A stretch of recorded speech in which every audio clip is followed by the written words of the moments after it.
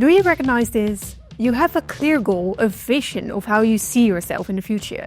Yet somehow that goal doesn't seem to be getting any closer. I recognize it well. I always thought I would become an artist and a really fit person. But I also thought that I would be already there by now. Instead, that goal seems further away than ever before, and I feel quite dissatisfied about it. Time for a new approach, and that new approach comes with the help of the book Atomic Habits. This book helped me become so much more productive, and it can help you too. To explain what the book means to me, I will walk you through the theory of atomic habits and how I apply it. The book, written by James Clear, compiles all productivity knowledge into one success formula. Atomic Habits helps you unlearn bad habits and adopt good ones. This might sound like a complete life overhaul, but the beauty of Atomic Habits is to focus on the smallest changes, tiny adjustments to your routine that you repeat daily. According to this theory, it's precisely these atomic habits that yield the greatest results. You can apply them in areas like fitness, health, education, career, and also your art career. Tiny adjustments, not drastic changes or 100% effort, just a difference of, say, 1%. Does that even matter? Absolutely, as long as you do it consistently. Imagine, I haven't sketched in a month, but I decide to pick up my sketchbook. That's a 1% improvement. A small change with a minimal impact. But what if I decide to make a little sketch every day for, let's say, a year? That's when we're really getting somewhere, aren't we? Applying this, you maybe notice that it's not about setting a specific goal, it's not about radical change, doing something earth-shattering. No, it's about developing a system. This distinction is important because while goals provide direction, systems are the processes that lead to the goal. Besides, goals are temporary. If my goal is to finish a painting, once that's done, the goal is achieved. And then what? Chances are months will pass before I start a new painting. And I know this from experience. While goals are ending, a system of daily creativity builds sustainable habits. Habits so simple that I can stick to them even on my worst days. To make this shift, I had to reflect deeply on my identity, and more importantly, on my desired identity. In the last few years, I struggled a lot with my health. After I've got COVID, I developed chronic pain, and especially my lower back, my bum muscles, and my legs really hurt. Sitting became difficult, and my focus was gone, and I could no longer create or work as I wanted. My body was signaling that something needs to change. My initial response: ignore the pain and push through. And when I couldn't push through anymore, I would just bury my head in the screens. Creativity, despite my dissatisfaction, I just couldn't make anything anymore. I was really frustrated with the situation, and I knew this wasn't the path of recovery, but I lacked the tools to change. Why do I share this? To illustrate what my identity looked like. Unfit, unhealthy, someone who avoided my pain problems rather than solving them. Clearly, I needed to discard that identity and establish a new one for myself. I want to become a fit artist. My daily actions must reflect that. Think of it as casting a vote for your identity multiple times a day. I can cast a vote with my actions. If I vote for unhealthy, avoiding me, I will lounge on the couch. But if I vote for healthy, creative me, it's time to stretch.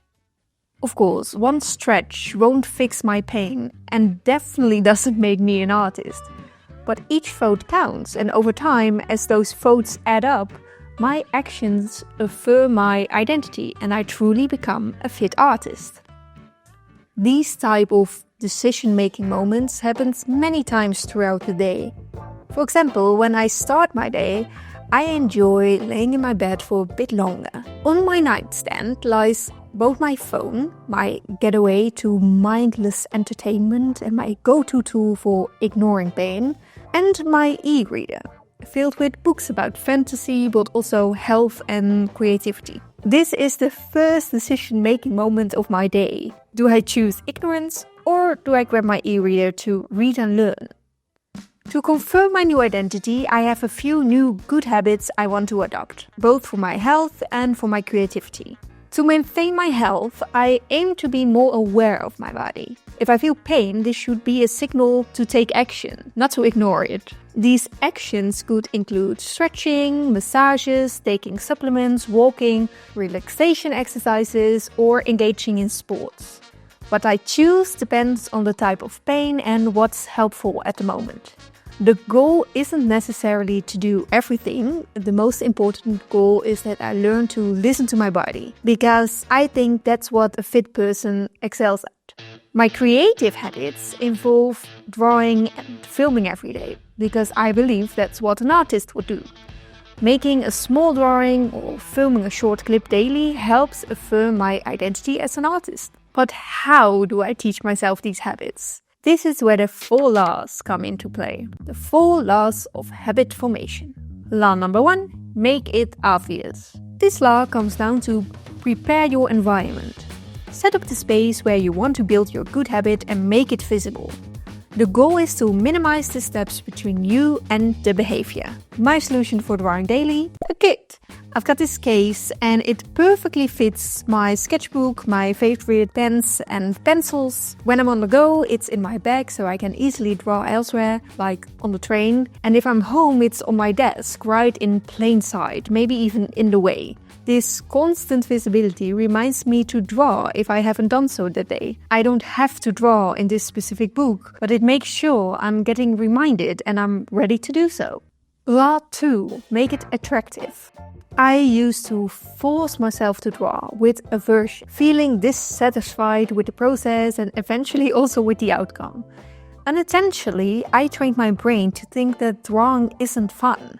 And when the brain thinks it is not fun, it doesn't want to do it, making a task like drawing daily harder and harder.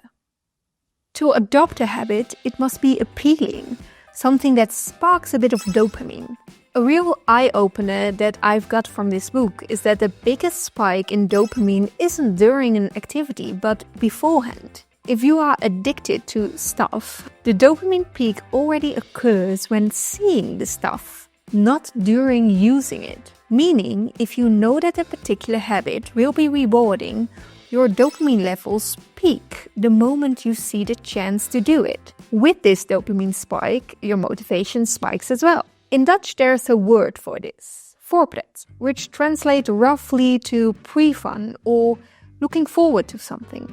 It's all about the enjoyment that comes before the actual activity. Like how dreaming about a vacation might bring you lots of pleasure, maybe even more than the vacation itself. An easy trick to achieve this effect when building new positive habits is habit stacking. For example, you could save your favorite podcast episode for the moment you sit down to draw. This way you create voorpret and you will be looking forward to drawing. Law number 3. Make it easy. Initially, I aimed to paint for 5 minutes daily with oil paint. A noble goal, but in practice, it was too challenging. The preparation and the cleanup itself involved too many steps. Wearing old clothes, gathering materials, making sure my paint didn't dry out or my brushing didn't harden. Only thinking about all those steps made me drop my good intentions of developing a creative mindset. To succeed, I had to simplify the habit. Now I aim to create something every day, whether it's in my sketchbook, on a denim jacket, or even a post-it. No complicated requirements about what, where, or how. By making the habit as easy as possible, I can sustain it long term. Law 4. Make it satisfying. Habits that feel rewarded are repeated, while those that are unpleasant are avoided. That's why it's essential that habits feel immediately satisfying. This is difficult. Drawing a little sketch, an improvement of 1%, doesn't instantly feel amazing. Fortunately, there are tricks that make habits immediately satisfying. For example, as I mentioned earlier, combining habits like drawing while listening to your favorite podcasts can help. Another trick that works really well for me is tracking. Simply keeping track of what I've done. These stickers I've created not only serve as a reminder but also act as a kind of dopamine hit, providing as an instant reward when I mark X. Additionally, this tracking system gives me better insight into whether I'm truly making progress as much as I think I am. For instance, if I'm frustrated about feeling more pain and not functioning well, the sticker might reveal that it's likely because I haven't stretched in 3 days. A related technique or tip is the rule to not break the chain. If you miss a day, get back on track as quickly as possible, because every skipped day is a vote for your old identity. Daily drawing becomes even more satisfying as the chain grows longer.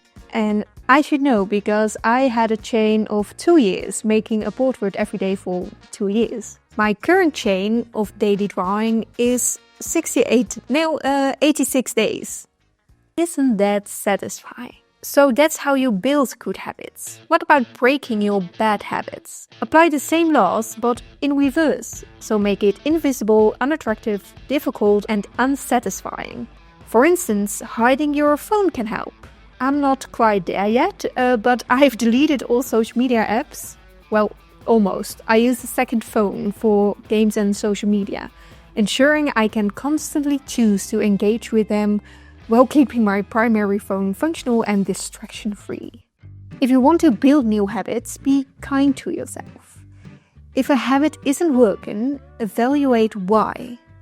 Maybe it needs to be simpler, maybe you have to change the environment.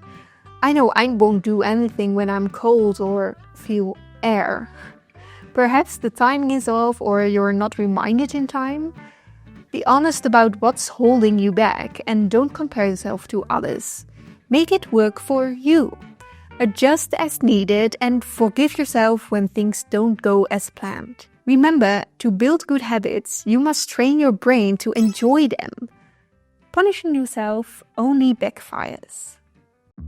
I hope you are as excited about Atomic Habits as I am. My journey as a fit artist is a work in progress, but thanks to this book's principles, I feel more in control and inspired than ever before. Looking for more inspiration, check out this video about my 2-year portrait chain or watch this one, and I will see you there.